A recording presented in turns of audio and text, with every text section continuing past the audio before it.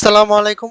Today I intended to address about PPH with due consideration and depth.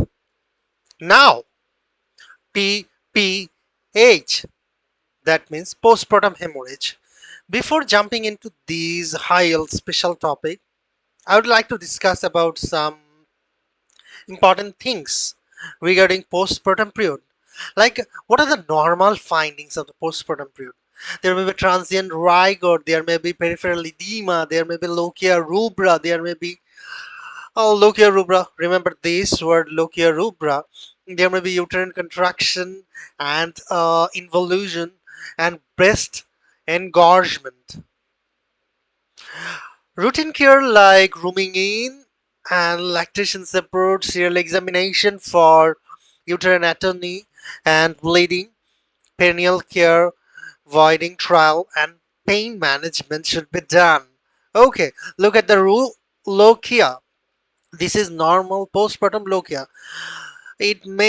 Lochia are of three types like rubra, serosa, and alba. RSA.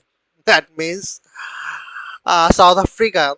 In South Africa, it is also called RSA, Republic of South Africa. Okay, Lochia rubra, serosa, and alba. Rubra is red, dark, bright red blood, and small clot. Remember the time frame 3 to 4 days of the postpartum, from birth to 3 to 4 days of the postpartum. Then the serosa from 4th to 10th or 14th day of postpartum, it is serosanguinous, serosanguinous, rubra, red. Then the alba 11, alba for 11 postpartum day to 6 weeks of postpartum. It is alba means white, almond color, white, creamy, light quality. Lochia may increase in quantity after breastfeeding. Suckling releases oxytocin and causes uterus to contract and 7 to 14 days of the postpartum. Uh, okay, and Lochia may also feel increase after lying and then standing due to blood pooling into the vagina. Okay, rubra red up to 1 weeks, bright red with small clots less than 1 pats per hour. Okay, patient often concerned about postpartum bleeding because it's heavier and more prolonged than the normal means. Okay, uh, these patients should be evaluated for feature concerning for delayed postpartum hemorrhage, including passage of large clot, increased pad count, saturation of more than 1 pad per hour for 2 consecutive hours, and signs and symptoms of anemia. So, if there is anemia, if there is increased pad count, and if there is passage of large blood clots, think about PPH. Now, let's dive into PPH. What is PPH? Okay, it is defined as this PPH is defined as more than 500 ml of cumulative blood loss, more than 500 of cumulative blood loss after vaginal delivery, or more than 1000 ml after cesarean delivery, or bleeding associated with signs or symptoms of hypovolemia. PPH is an obstetric emergency, it leading to maternal morbidity and mortality due to hemorrhagic shock and coagulopathy. Okay, what are its risk factor? What are its risk factor? We know that normal physiologic control of the postpartum bleeding involve mechanical hemostasis and the release of the local systemic coagulation factor to cause thrombosis of bleeding placental blood vessel. The most common cause of primary PPH occurring within 24 hours of delivery. The most common cause is uterine atony. Before jumping into the cause, I would like to discuss about some risk factor like prolonged or induced labor. It may be infection, chorioamnionitis, chorioamnionitis. It may be multiple gestations, so prolonged or induced labor, prolonged or induced labor, if polyhydramnios, if grand multiparity, if operative delivery. These are the risk factor for postpartum hemorrhage. And other risk factor, like if there is other, there are some other strongest risk factor like retained placenta, like placenta acreta. Okay, now the second, but primary PPH occurs within 24 hours of delivery, but secondary or late PPH occurs 24 to 12 weeks of postpartum, and it is uh, typically related to retained product of conception, amniotic membrane, postpartum endometritis, and placental subinvolution. So there is primary pph its time duration is within 24 hours. From 24 hours to 12 weeks of postpartum, it is secondary pph. You have to remember, always remember the time frames, very high thing. Now the etiology, the causes, 4T should be remembered, 4T, T. Okay, atony, tone, uterine atony. Uterine atony is number one most important cause. Then again, the trauma. What is the trauma? It may be laceration of the cervix. It may be genital. It may be vaginal hematoma. That means genital tract laceration. The greatest risk factor is the operative vaginal delivery. Patients with genital tract trauma have vaginal bleeding, but not a soft, boggy uterus. Very, very high health word you need to remember. Then the tissue, another T like tissue, retained placenta. Risk factor like in retained placenta.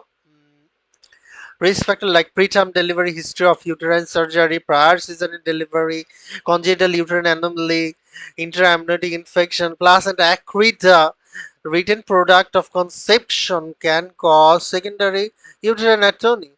Ultrasonography in here, in retained product of placenta, in this retained tissue, ultrasonography shows an intrauterine tissue fragments. If ultrasonogram shows intrauterine tissue fragments, think about retained placenta, think about tissues. Okay. Finally, the thrombin. Coagulopathy, both inherited or acquired. Risk factor include amniotic fluid embolism, placental abruption, preeclampsia, mm, HELP syndrome, fetal demise. Patient have continued bleeding despite adequate uterine tone. This patient has adequate uterine tone, but there is bleeding. So think about the coagulopathy thrombin.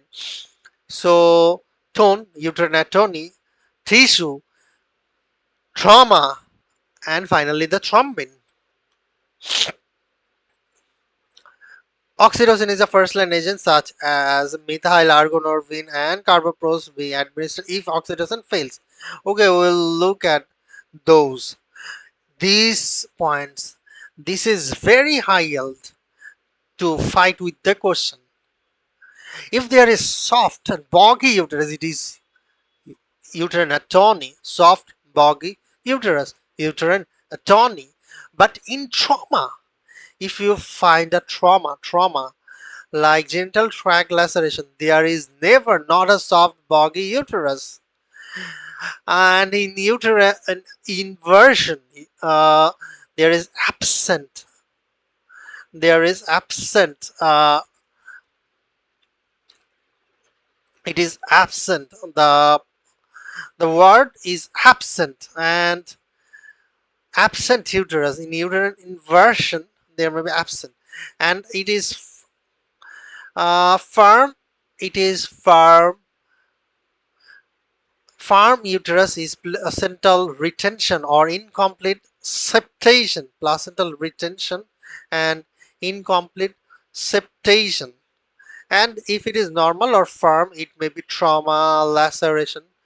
If it is firm or normal, it is laceration, DIC, trauma.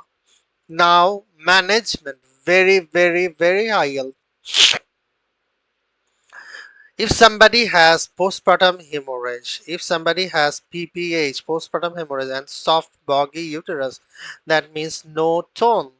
This treatment is for uterine atony. If there is soft boggy uterus, that means no uterine tone. Start with what? What? Start with uterine massage, bimanual uterine massage, and high dose oxytocin. Then the next step is tranexamic acid. So first uterine massage, then oxytocin, then tranexamic acid. Then the second line uterotonic drugs like methyl argonorvin. Methyl argonorvin cause vasoconstriction. So contraindicated in patients with hypertension due to increased risk of what? Increased risk of stroke. Carbapos.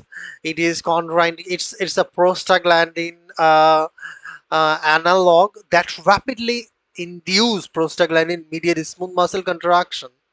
So contraindicated in patient with asthma due to increased risk of what? Bronchospasm. And the misoprostol, a prostaglandin analog with a slow onset of action,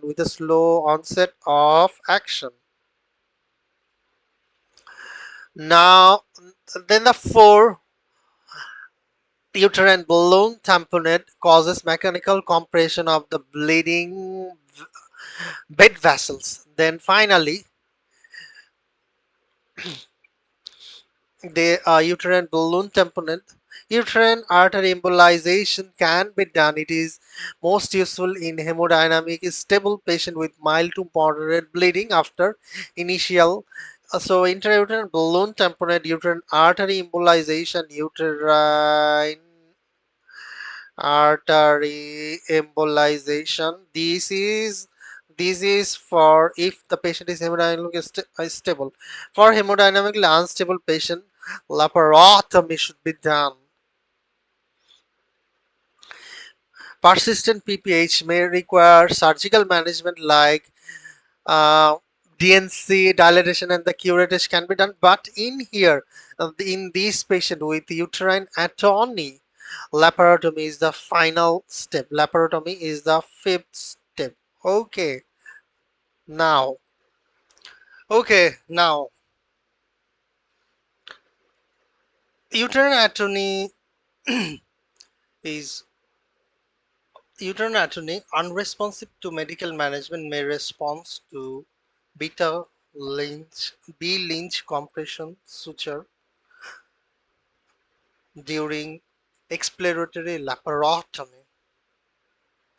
So uterine atony unresponsive to medical management may respond to B Lynch compression suture during exploratory laparotomy. Okay, now what are the differential diagnosis of the PPH? If there is uterine atony, risk factor are prolonged labor, chorioamnionitis, uterine overdistension like multiples, fetal macrosomia, and polyhydramnios. Most important thing in uterine atony, you need to remember soft, enlarged, soft, boggy uterus. Then the management in retained product of the conception. In retained product of the conception, again enlarged boggy uterus but placenta missing cotyledons, missing cotyledons, retained placental fragments on the ultrasound. On ultrasound, there is retained placental um, fragments. Manual extraction should be done. Genital tract trauma. There is laceration of the cervix or vagina. Enlarging hematoma, laceration repair should be done. Now the inherited coagulopathy. History of abnormal bleeding in patient or family members. History of abnormal bleeding in a patient or family members. Continued bleeding despite contracted uterus. Correction of coagulopathy. Okay, vaginal hematoma. Vaginal hematoma risk factor is operative vaginal delivery, infant born more than 4 gram or 8.8 pounds, nulliparity, nulliparity, and prolonged second stage of labor. There may be clinical feature vaginal mass with or without hypovolemic shock, rectal or vaginal pressure. Treatment non-expanding observation, expanding embolization, and the surgery. Because the vagina is supplied with the branch of the uterine artery, which receives 30% of the maternal cardiac output of the delivery. Uterine artery, which receives the 30% of the maternal cardiac output of the delivery. Patients with vaginal laceration or hematoma can cause profuse bleeding. So, vaginal hematoma, vaginal laceration can cause profuse bleeding because it is a more important blood supply for the mom. Vaginal hematoma caused by damage to the pudendal artery. So vaginal hematoma VP, pudendal artery. Now secondary postpartum hemorrhage. Secondary means after 24 hours to 12 weeks of gestation, of 12 weeks of postpartum. This is called secondary or late postpartum hemorrhage. Secondary or late postpartum hemorrhage. It may be a retained product of the conception, retained product of the conception which causes heavy bleeding, DNC, retained do DNC, placental uterine sub involution, heavy bleeding with or without atony, placental subinvolution, heavy bleeding with or without atony, uterotonic drugs, oxytocin, methyl argonorvin, and carbapenem should be given. And for postpartum endometritis, fever, uterine tenderness, and purulent lochia, for postpartum endometritis, fever, uterine tenderness, and purulent lochia, broad spectrum IV antibiotic, clindamycin or gentamicin.